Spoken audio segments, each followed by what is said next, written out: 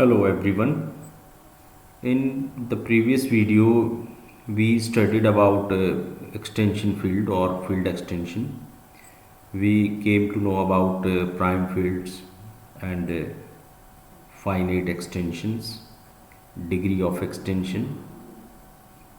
Now in this video, we will see that how extension field can be obtained by adjoining some elements over a given field. This way provides a method to construct adjoint fields.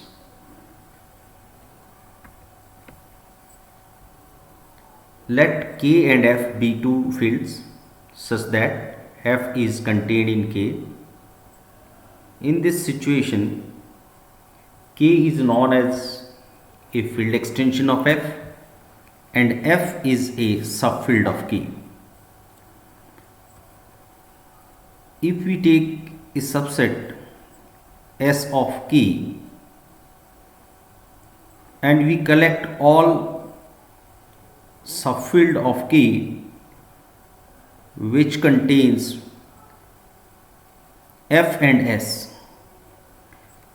then intersection of all these subfields is again a subfield of K which contains both F and S, and this subfield is known as adjoining subfield of K by S to F, and we denote it by Fs. This is intersection of all subfield of K which contains F and S. As we can see here, it is intersection of all subfields which contains subfields of K which contains F and S. So this Fs is the smallest field which contain F and S by definition. Here we can note that if S is phi or S is a subset of F, then Fs is F here. It is very straightforward and it is just a remark which explains that there is no need to adjoin a subset of F, because if we adjoin a subset of F to F, then we will get F only and no new subfield of K.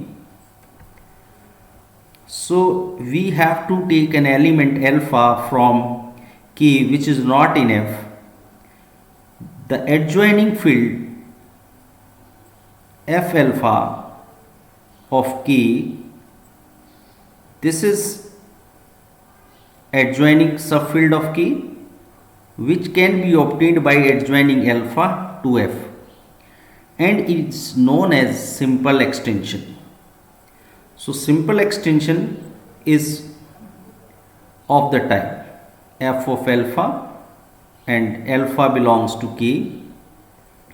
Obviously F of alpha is the smallest field which contains F and alpha. This simple extension plays an important role to describe another kind of extension field adjoining subfields of K. Now in next we will discuss it.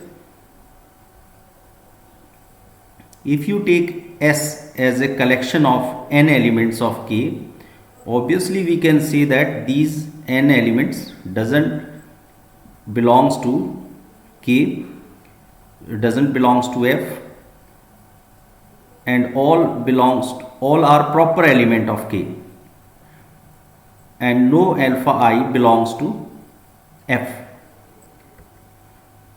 Now using the idea of simple extension that we have discussed earlier, we can define Fs corresponding to this set S, and we denote it by F alpha 1, alpha 2, alpha n. We will define this Fs inductively. So first we call f by f naught, and we define f key, fk minus 1 alpha k. Now in next we can see that by defining this fk equal fk minus 1 alpha k, we get a finite tower of subfields of k containing f and these alpha i's. So we can see here f equal f naught is contained in f1 is contained in f2, and so on. Finally we will get fn, and by definition fn is this. So finally we have exhausted all the elements of k, alpha 1, alpha 2, alpha n. The description of these f1, f2, fn can be seen below. So we can say f1 by definition, f1 is f naught alpha 1. So this is f alpha 1, and this is a simple extension. Now we can call it f1. Now f2 is again a simple extension which can be obtained by adjoining alpha 2 to f1, and we will substitute here alpha 1, f naught alpha 1, and we can call this f of alpha 1 alpha 2. So f1, f2 all can be obtained.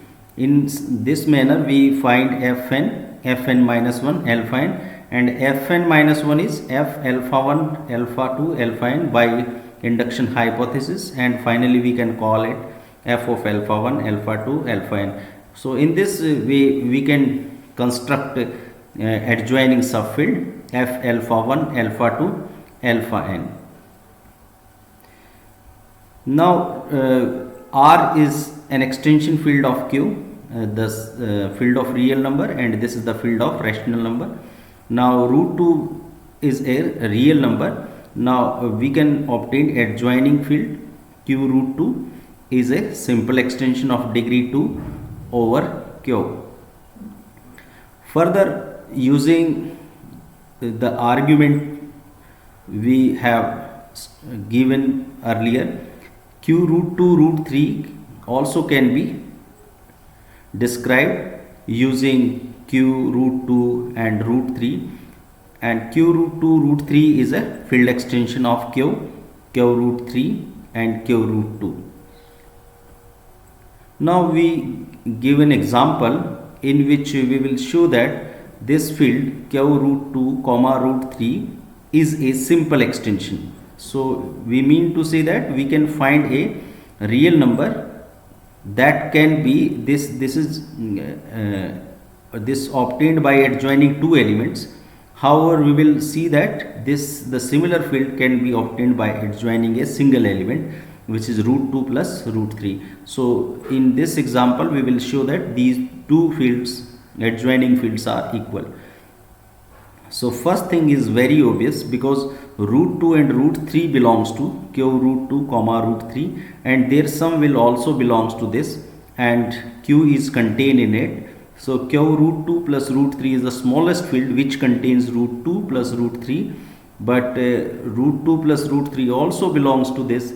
Therefore this, due to its smallest property, minimality property, Q root 2 plus Q root 3 is contained in this. Now in the reverse part we will show that Q root 2 comma root 3 is also contained in Q root 2 plus root 3. Now as we notice that root 2 plus root 3 belongs to Q root 2 plus root 3.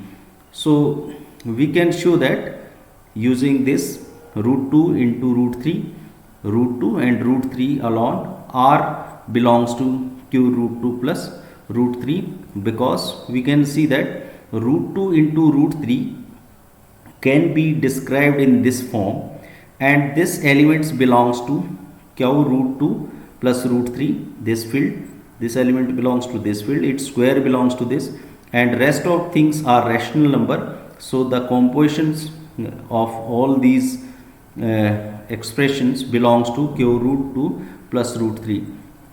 Also root 2 also can be explained. Now as we have shown that root 2 root 3 belongs to Q root 2 plus root 3, and this belongs to the same field and this belongs to the same field, so the product and twice of this, and after subtracting all these elements, finally we will get root 2. It is an element of q root 2 plus root 3. Similarly we can show root 3. Thus we find that root 2 comma root 3 belongs to q root 2 plus root 3, and this is the smallest field which contains q root 2 root 3 is the smallest field which contains root 2 and root 3. Therefore this field will also be in this. Now we study the structure of f of alpha. For any element alpha belongs to K, where K is an extension field of F, we have studied about f of alpha as a smallest field that contains f and alpha. Now we define f of alpha in this closed bracket, and this is a set of values of the polynomials when we replace x by alpha. So since the alpha belongs to K and coefficients of this polynomial lying in F, therefore the finally f alpha is an expression in alpha, and coefficients are in F, so expression in element of F and alpha. So finally this is an element of K, so f of alpha is a subset of K, and it is an integral domain. We can see about very easily f of alpha is an integral domain. It is not merely a subset, but it is an integral domain. It can be seen easily that it is a subring of K, and since K is a field, so it is an integral domain.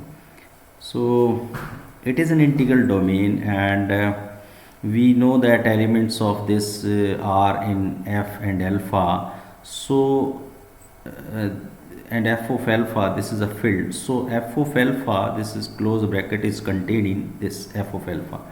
Now since it is an integral domain, so it has a field of quotient.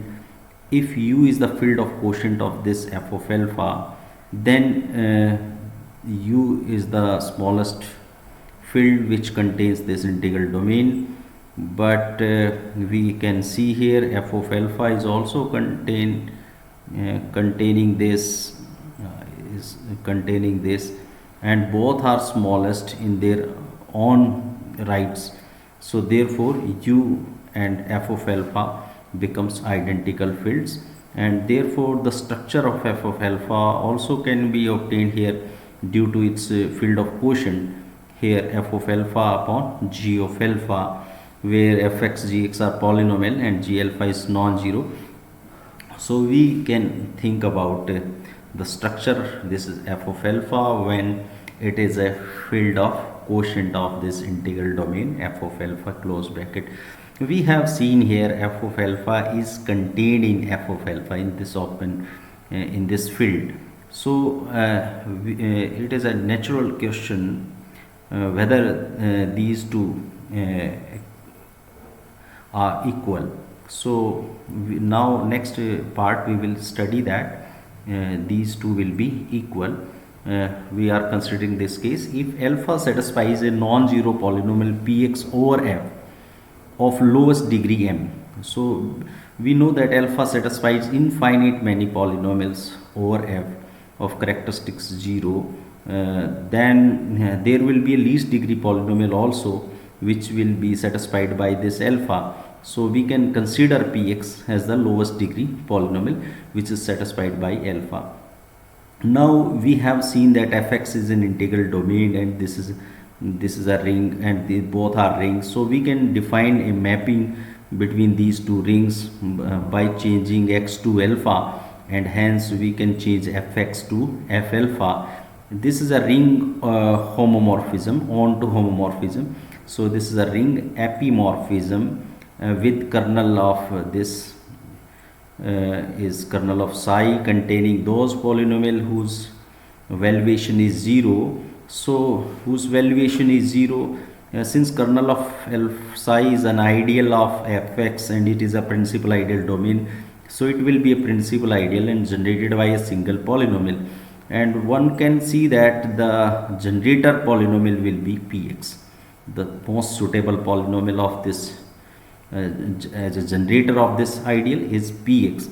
So finally we have seen that the psi is a mapping from fx to f alpha onto ring homomorphism with kernel of psi. So by the fundamental theorem of ring homomorphism, we can write fx, this quotient ring, isomorphic to f of alpha, and since px is a reducible polynomial, so the ideal generated by this polynomial is a maximal ideal. So this left side will be a field, and therefore f of alpha, that was just an integral domain, now is a field, and which also contains f and alpha. So therefore, and f of alpha is the smallest field which contains f and alpha. So we have f of alpha, this field is contained in this field.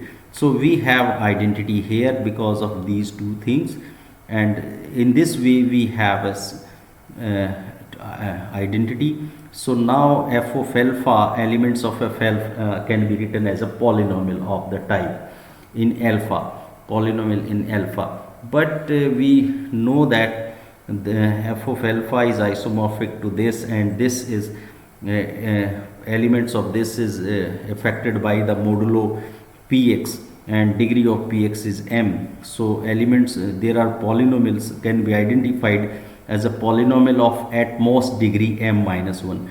So therefore their valuation will also be at most m minus 1. So in this case f of alpha can be expressed as this type of expressions, lambda naught plus lambda 1 alpha plus lambda m minus 1 alpha raised to power m minus 1. So in this manner we can describe f of alpha. The complete description of f of alpha can be obtained when alpha satisfies some non-zero polynomial px. This description is quite useful to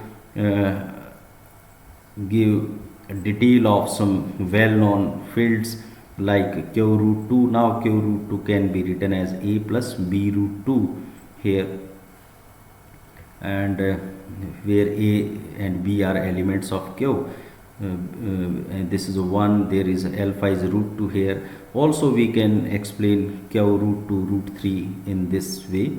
So the structure of f of alpha is quite useful to study the theory of field extension, and this isomorphism plays an important role to describe this structure. Thank you. I hope these books will be useful to understand some additional points on this topic. Thank you again.